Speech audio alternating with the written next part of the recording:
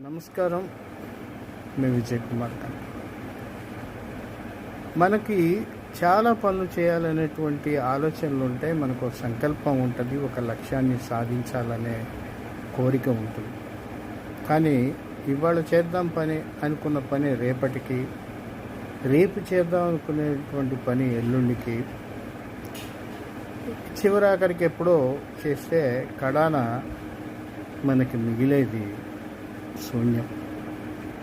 అలాగే కోపం మన జ్ఞానాన్ని నశింపచేస్తుంది.